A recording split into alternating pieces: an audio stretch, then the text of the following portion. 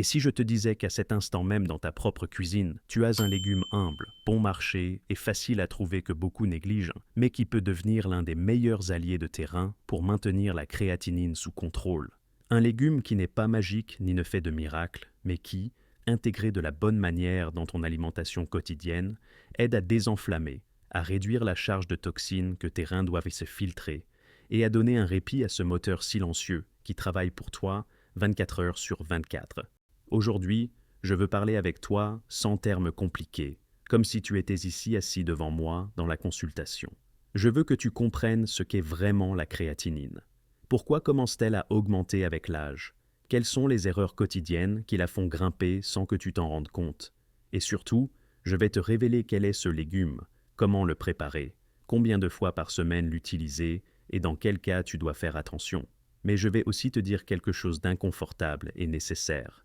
Aucun légume à lui seul ne peut compenser des années de mauvais traitements aux reins. C'est pourquoi, en plus de l'allier, nous allons démasquer 3 ennemis silencieux qui élèvent ta créatinine et endommagent tes reins sans faire de bruit. Reste avec moi jusqu'à la fin, non seulement pour découvrir le nom du légume, mais pour comprendre comment donner à tes reins une fois pour toutes le traitement qu'ils méritent. Merci de te donner ces minutes pour prendre soin de ce que tu as de plus précieux, ta santé. Commençons. Poison 4. La déshydratation silencieuse. Le désert qui punit tes reins. Le premier ennemi de notre liste, le poison numéro 4. Cela peut te surprendre car ce n'est pas quelque chose que tu manges, mais quelque chose qui te manque. L'eau. Je parle de la déshydratation chronique. Cette habitude de passer des heures et des heures sans boire un seul verre. De dire « je ne bois presque pas d'eau parce que je n'ai pas soif ». De se contenter de quelques gorgées de café, de thé fort ou de soda pendant la journée. Peut-être te demandes-tu « mais docteur, si je ne transpire presque pas, pourquoi ai-je besoin de tant d'eau ?» La réponse est simple et percutante. Parce que tes reins travaillent à filtrer le sang, et ce sang a besoin d'un volume adéquat pour circuler. Sans suffisamment d'eau, tout ce système devient épais et lourd. Imagine une rivière torrentielle qui traverse une vallée emportant avec elle des branches, des feuilles et de la saleté, nettoyant le paysage sur son passage. Maintenant, imagine ce même cours d'eau transformé en un filet d'eau sale, épaisse, presque stagnante. Ce qui auparavant se déplaçait facilement, maintenant reste collé aux pierres, formant des flaques et de la boue. Ton sang, lorsque tu es bien hydraté, ressemble à la rivière torrentielle. Il arrive avec force aux millions de filtres microscopiques que chaque rein possède. Il emporte des toxines, de la créatinine et d'autres déchets, et les élimine du corps par l'urine. Mais lorsque tu passes de longues périodes sans boire d'eau, ce flux s'affaiblit. Le sang s'épaissit, le volume diminue, la pression à l'intérieur des vaisseaux qui arrivent aux reins est altérée et la filtration devient inefficace. Le résultat est simple. Ta créatinine peut augmenter, non pas parce que le rein est déjà détruit, mais parce que tu le forces à travailler au milieu d'un désert interne. J'ai vu de nombreux patients âgés s'inquiéter avec un examen altéré et en examinant leur routine quotidienne, je me retrouve avec des histoires comme celle-ci. Ils prennent leur petit déjeuner avec du café, déjeunent avec un soda ou un jus industriel, passent l'après-midi sans rien boire et le soir prennent à peine une demi-tasse d'eau avec un comprimé. Ce n'est pas une hydratation adéquate, c'est demander aux reins de faire des miracles avec le minimum. La solution est de renouer avec l'eau. Il ne s'agit pas de boire des litres et des litres d'un coup, ni de t'obliger à vivre dans les toilettes. Il s'agit de retrouver une habitude que le corps reconnaît et apprécie. Un verre d'eau au réveil pour rompre la sécheresse de la nuit, un verre en milieu de matinée, un autre avec le déjeuner, un autre en milieu d'après-midi et un dernier petit verre le soir. Si ton médecin ne t'a pas restreint les liquides pour une maladie précise, de petites doses réparties, constantes, comme donner à la rivière de petits affluents qui la maintiennent vivante. Si tu as du mal à boire de l'eau seule, tu peux l'accompagner de quelques gouttes de citron ou de tranches de concombre, mais évite de la sucrer. Et si tu as une maladie cardiaque ou rénale avancée, il est essentiel que tu demandes à ton médecin combien d'eau est appropriée pour toi. Il ne s'agit pas d'exagérer, il s'agit de trouver le juste milieu pour que tes reins ne naviguent pas dans un désert. Poison 3, l'excès de protéines et de viande transformée. La charge lourde que ton rein ne peut pas décharger. Nous arrivons au poison numéro 3. Celui-ci se mange, et très souvent. C'est l'idée que plus de protéines est mieux, poussée à l'extrême et sans contrôle, surtout à travers des viandes transformées, des charcuteries et des produits ultra transformés riches en additifs. Pendant des années, On nous a dit que la viande était synonyme de force, et il est vrai que la protéine est importante pour tes muscles, surtout à partir de 50 ans. Mais une chose est de consommer des protéines de manière équilibrée, et une autre très différente est d'abuser de viande rouge tous les jours, de charcuterie, de saucisses, de lardons, de jambon industrialisé, de fromage très affiné et de suppléments protéiques dont tu n'as pas besoin. Chaque fois que ton corps digère des protéines, il génère des déchets azotés que tes reins doivent filtrer. C'est une partie de leur travail et ils sont conçus pour cela. Mais lorsque la quantité est excessive ou que la source est de très mauvaise qualité, la charge augmente. C'est comme si tu envoyais à une station de purification d'eau des camions et des camions de déchets supplémentaires chaque jour. Elle peut le faire pendant un certain temps, mais à long terme, tu l'épuises. À cela s'ajoute que de nombreux produits riches en protéines de mauvaise qualité sont accompagnés de grandes quantités de sodium, de phosphore ajouté et de conservateurs qui compliquent encore plus le travail du rein. Ce n'est pas la même chose qu'une portion raisonnable de légumineuses avec du riz complet, qu'une assiette débordante de charcuterie salée. J'ai vu des hommes âgés qui, inquiets de ne pas perdre de masse musculaire, commencent à manger d'énormes quantités de viande grillée tous les jours, accompagnés de charcuterie et en plus des shakes de protéines en poudre. Ils le font avec de bonnes intentions, mais sans un guide professionnel. Après quelques mois, le laboratoire montre une créatinine élevée et un rein exténué.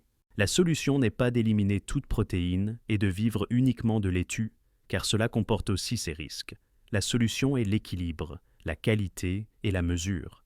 Intégrer davantage de sources végétales de protéines comme les lentilles, les pois chiches et les haricots bien préparés et en portions modérées. Réduire la fréquence des viandes rouges. Donner la priorité aux poissons et aux viandes blanches maigres et surtout dire adieu aux charcuteries comme quelque chose de consommation quotidienne, de vaincre l'exception, pas la règle. Ici, je vais faire une petite pause pour te parler de quelque chose d'important. Si ce type d'explication t'aide à mieux comprendre ta santé, que tu sens que quelqu'un te parle enfin clairement, sans peur, comme un ami qui se soucie de toi, profite de ce moment. Abonne-toi si tu aimes la vidéo, ainsi tu ne manqueras pas les prochains contenus où nous continuerons à parler de comment prendre soin de tes reins, de ton cœur, de tes muscles et de tout ton corps avec des stratégies naturelles, mais toujours responsables et pensées pour les personnes âgées. Continuons. Si tu as du mal à boire de l'eau seule, tu peux l'accompagner de quelques gouttes de citron ou de tranches de concombre, mais évite de la sucrer. Et si tu as une maladie cardiaque ou rénale avancée, il est essentiel que tu demandes à ton médecin combien d'eau est appropriée pour toi. Il ne s'agit pas d'exagérer. Il s'agit de trouver le juste milieu pour que tes reins ne naviguent pas dans un désert. Poison 2. Les remèdes rapides pour abaisser la créatinine, le faux raccourci qui peut tout aggraver. Nous avançons vers le poison numéro 2 et celui-ci est particulièrement dangereux car il a tendance à se déguiser en solution. Je parle des remèdes maison extrêmes, des infusions très fortes, des thés qui promettent de nettoyer les reins en 3 jours ou de faire baisser la créatinine en 1 semaine, et de l'idée que plus tu urines, mieux seront tes reins. Dans la peur, nous cherchons des raccourcis. J'ai vu des patients qui, en apprenant qu'ils avaient une créatinine élevée, commencent à boire des litres d'un même thé diurétique jour après jour sans contrôle. Ortie très concentré, queue de cheval en excès, mélange avec plusieurs plantes en même temps, thé très chargé qui irrite la vessie, qui altèrent les électrolytes et qui peuvent déshydrater plus que de raison. Le problème était que les reins ne sont pas un lavabo bouché que l'on débouche en ajoutant plus d'eau ou un produit chimique plus fort. Ce sont des tissus vivants, délicats, qui ont besoin d'équilibre. Les forcer à produire de l'urine à tout prix n'est pas les nettoyer. C'est leur demander un rendement pour lequel ils n'ont peut-être plus la capacité. J'ai vu des cas tristes de personnes qui sont arrivées aux urgences déséquilibrées, avec une pression au plus bas, des vertiges intenses, des crampes et une aggravation de la fonction rénale après plusieurs jours de désintoxication maison. Personne ne leur a expliqué que si le rein est déjà affaibli, certaines plantes au lieu d'aider peuvent être un coup de plus. La solution ici n'est pas de diaboliser toute plante médicinale, loin de là. La nature nous offre des outils merveilleux, mais ils doivent être utilisés avec respect dans les doses appropriées et dans de nombreux cas avec la supervision d'un professionnel qui comprend à la fois la phytothérapie et la fonction rénale. Si tu veux soutenir tes reins avec des infusions, fais-le en douceur. Alterne les types de plantes. Évite les préparations extrêmement concentrées. Ne prends pas la même infusion forte pendant des semaines sans pause et surtout, informe ton médecin de tout ce que tu prends. La créatinine ne baisse pas en punissant le corps avec des litres de diurétique naturel. Elle baisse quand nous parvenons à réduire l'inflammation, à prendre soin de la pression artérielle, à contrôler le sucre, à maintenir une hydratation adéquate et à alléger la charge de toxines. Et maintenant que nous avons vu 3 ennemis clairs, nous sommes prêts à parler du point qui t'intéresse le plus. Le grand allié, le chou-fleur, le légume numéro 1 pour soutenir tes reins et ta créatinine. Et nous arrivons au cœur du message. Nous avons parlé de la déshydratation silencieuse, de l'excès de protéines de mauvaise qualité et des remèdes rapides qui promettent de faire baisser la créatinine sans base réelle. Tous sont des ennemis redoutables, mais maintenant je veux te présenter une protagoniste différente. Ce n'est pas un poison déguisé, c'est un allié discret qui, bien utilisé, peut vraiment t'aider. Je sais que cela ne semble pas aussi excitant qu'un remède secret exotique de l'autre côté du monde, mais souvent les meilleures médecines se trouvent dans la simplicité et la proximité. Le chou-fleur est un légume que les spécialistes des reins regardent d'un bon œil dans de nombreux régimes rénaux. Et je vais t'expliquer pourquoi. Le chou-fleur est pauvre en potassium par rapport à d'autres légumes, ce qui le rend plus sûr pour de nombreuses personnes ayant une fonction rénale diminuée, surtout lorsque le médecin leur a dit qu'elles devaient de faire attention à ce minéral. De plus, il est riche en fibres, ce qui aide ton intestin à éliminer une partie des déchets qui, autrement, surchargeraient le travail des reins. Il apporte également des composés antioxydants et des substances qui aident à combattre l'inflammation silencieuse qui endommage les vaisseaux sanguins, y compris ceux des reins. Ici, il est important de faire une clarification honnête. Le chou-fleur ne lave pas littéralement la créatinine, comme s'il s'agissait de savon, et ne guérit pas l'insuffisance rénale. Ce qu'il fait, c'est faire partie d'une façon de manger qui réduit la charge de toxines, améliore le transit intestinal, aide à stabiliser le sucre dans le sang et favorise un terrain moins agressif pour les reins.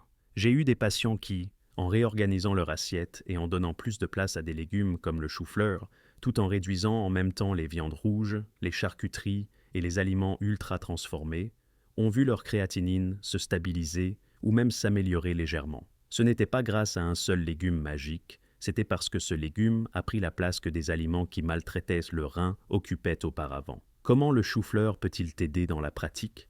Étant si polyvalent, tu peux l'utiliser cuit à la vapeur, sauté avec un peu d'huile d'olive et des épices douces, écrasé en purée pour remplacer une partie de la purée de pommes de terre, râpé comme du riz de chou-fleur pour accompagner tes plats ou même mélangé avec d'autres légumes dans des soupes douces. Toujours avec peu de sel, sans sauce commerciale pleine de sodium et sans friture qui sature ton plat de graisse. Imagine par exemple qu'à l'heure du déjeuner, tu remplaces une grande portion de viande transformée par une portion généreuse de chou-fleur cuit à la vapeur, accompagnée de carottes, un peu de riz complet et une petite portion de protéines maigres comme du poulet sans peau ou du poisson. L'assiette a l'air pleine, elle te rassasie, elle te nourrit, ton intestin fonctionne mieux et tes reins reçoivent moins de déchets à filtrer. Si tu fais ce type de changement 3, 4 ou 5 fois par semaine, le chou-fleur cesse d'être une décoration occasionnelle et devient un véritable allié de ta santé rénale. Bien sûr, toutes les personnes ne sont pas les mêmes. Si tu as des maladies digestives spécifiques, des problèmes de gaz très intenses ou un régime très restreint, il est important que tu consultes ton médecin ou ton nutritionniste avant d'apporter des changements drastiques. Mais chez la plupart des adultes âgés, introduire le chou-fleur de manière progressive et bien cuit s'avère bénéfique. Et ici, je veux que tu retiennes une idée centrale. Le légume qui nettoie ta créatinine n'est pas celui qui te fait courir aux toilettes sans arrêt. C'est celui qui aide ton corps à vivre avec moins d'inflammation, moins de toxines, moins de charges pour tes reins. Le chou-fleur remplit très bien ce rôle lorsqu'il est donné la place qu'il mérite. Et peut-être te demandes-tu quelque chose que beaucoup de mes patients me disent en consultation. Docteur, en plus de ce légume, y a-t-il autre chose que je puisse faire pour aider mes reins sans dépenser une fortune? Cette question m'ouvre toujours la porte à une vérité que peu de gens connaissent. Il n'existe pas seulement un légume allié, la nature nous offre aussi des fruits discrets, apparemment simples qui travaillent silencieusement en faveur de tes reins. Mais voici le problème. La plupart des adultes âgés mangent des fruits sans stratégie. Ils mangent ce qu'il y a, ce qui reste ou ce qui est bon marché, sans comprendre qu'il y a des fruits qui aident, et d'autres qui peuvent surcharger un rein fatigué. C'est pourquoi je veux te donner de manière claire et directe les 3 fruits que mes collègues néphrologues et moi-même convenons qu'ils sont sûrs et très bénéfiques pour accompagner un plan pour faire baisser la créatinine. Le premier est un vieux connu, mais utilisé intelligemment. Il devient puissant, la pomme. Sa fibre soluble agit comme une éponge métabolique, piégeant les déchets et aidant à réduire l'inflammation interne. Une pomme par jour, surtout l'après-midi, est une façon silencieuse d'alléger la charge sur les reins. Le deuxième est un bijou tropical, l'ananas. Sa broméline non seulement désenflamme, améliore la digestion et réduit la rétention d'eau, deux facteurs qui élèvent souvent la créatinine sans que le patient ne s'en rende compte. Et le troisième, bien que peu le considèrent comme rénal, est l'un de mes préférés, les fraises. Leurs antioxydants protègent les petits vaisseaux sanguins qui alimentent les filtres du rein. Dit simplement, ils aident le sang à arriver plus propre, fluide et avec moins d'inflammation. Maintenant, je veux que tu observes quelque chose. Ces fruits ne sont pas miraculeux. Ils ne font pas baisser la créatinine à eux seuls. Cela fonctionne quand tu les intègres avec constance et quand tu évites les erreurs quotidiennes qui nuisent tant au rein. C'est là que les habitudes simples et transformantes entrent en jeu. La première est la plus sous-estimée de toutes. T'hydrater en répartissant l'eau tout au long de la journée, sans boire de grandes quantités d'un coup. Le rein fonctionne mieux lorsqu'il reçoit de l'eau de manière continue, pas quand il doit traiter un demi-litre d'un seul coup. La deuxième est basique, mais tu serais surpris de combien de vies cela change. Marcher après un repas n'est pas un exercice intense. C'est un signal doux qui améliore la circulation rénale et aide à stabiliser le sucre et la pression. Deux ennemis directs des reins. Le troisième est en or. Cuisiner avec moins de sel et plus d'herbes. Romarin, curcuma, origan, ail, poivre. Chaque herbe que tu utilises au lieu d'une pincée de sodium est un point en faveur de tes reins. Et enfin, quelque chose que mes collègues néphrologues et moi répétons encore et encore. N'attends pas d'avoir des symptômes pour commencer à prendre soin de tes reins. Quand ils font mal, quand ils s'enflamment, quand ils se manifestent, il est déjà trop tard. C'est pourquoi ce légume allié, ces fruits discrets et ces habitudes simples sont si précieux, ils travaillent en silence, tout comme tes reins. Peut-être que tu te sens un peu accablé maintenant, c'est normal. Je ne prétends pas que tu doives courir changer toute ta diète en un seul jour. Mon objectif n'est pas de te faire peur, mais de t'autonomiser.